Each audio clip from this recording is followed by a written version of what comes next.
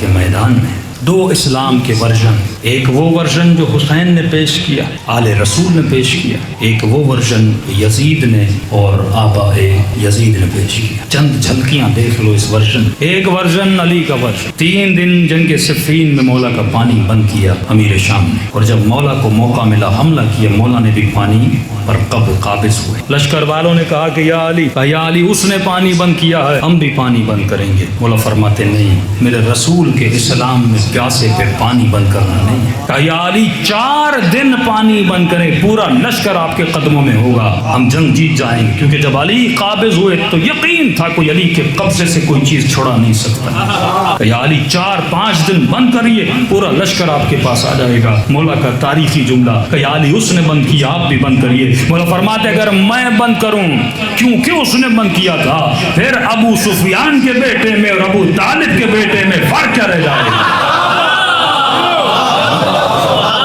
کہا یہ اسلام رسول والا اسلام ہے۔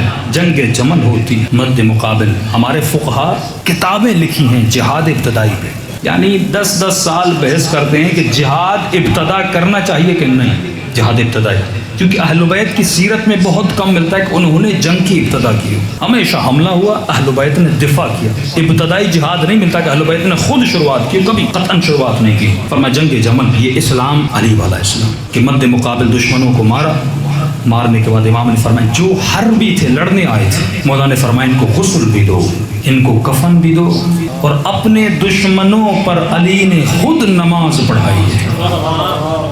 کسی نے کہا مولا اتنی جلدی کیا ہے کہ غسل دو کفن دو جلدی دفن کرو؟ امام فرماتے نہیں، لاشیں زمین پہ پڑے ہوئے ہیں، کہیں کسی کی بہن نہ آ جائے، کہیں کسی کا بھائی نہ آ جائے، جنازے پہ نگاہ پڑے گی، اسے تکلیف ہوگی۔ یہ وہ اسلام ہے جو علی نے پیش کیا، ایک وہ اسلام ہے جو ہندا والا اسلام ہے۔ حبشی کو بھیجا کہ جناب حمزہ کے جگر کو بدن سے چاک کر کے نکالا جائے، تاریخ لکھتی ہے نکالا، جگر کو چبایا، اور اتنا نہیں، یہ لاشوں کو مسلا کرتے تھے، بدن سے زرہ اتارتے تھے، تن سے لباس اتارتے تھے، کانوں کو کاٹتے تھے، ناکوں کو کاٹتے تھے۔ اس ملولہ نے جناب حمزہ کا ناک کاٹا، اسے خشک کیا، خشک کرنے کے بعد دھاگا ڈالا، اپنے گلے کا ہار بنا کے محمد کے سامنے چلتی تھی۔ یہ وہ اسلام ہے جو بنو امیہ کا اسلام ہے، ایک وہ اسلام ہے جو علی ابن ابی طالب کا اسلام ہے۔ جب عمر ابن عبدوت کو مارا، اس کی بہن بھائی کے لاشے پر آئی اور بھائی کے لاشے کو دیکھ کے کہنے لگی اے عمر تو کتنا خوش نصیب ہے کیونکہ تجھے کسی شریف نے مارا ہے۔ مولا نے بدن سے ذرا بھی نہیں اتاری۔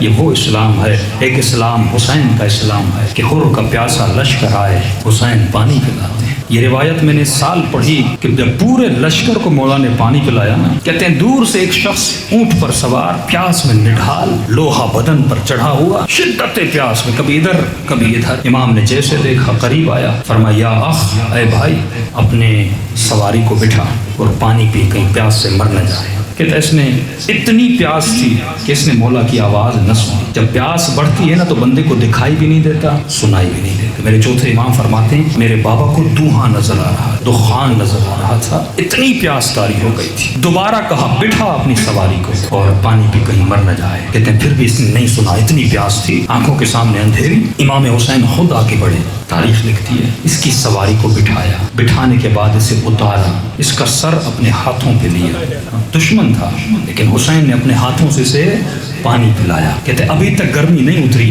مولا نے پھر پانی اس کے سر پہ مارا، اس کے سر پہ چھٹکا، اس کی طبیعت صحیح ہوئی۔ لیکن میرے امام فرماتے ہیں یہی وہ شخص تھا جو گودی قتل گاہ میں پہنچا، کیا دیکھا حسین کے بدن سے ہر چیز اتر چکی ہے۔ دیکھو دو کردار نظر آ رہے ہیں نا، ایک وہ ورژن جو علی والا ہے، ایک وہ ورژن جو امیر شام اور یزید والا ہے کہ جیسے کچھ نہیں ملا، حسین کے ہاتھ میں ایک انگوٹھی نظر آئی، یہی تھا جسے حسین نے پانی پلایا تھا، لیکن انگوٹھی نہ اتری۔ میرے مولا فرماتے اس نے میرے بابا حسین کی انگلی کاٹ لی۔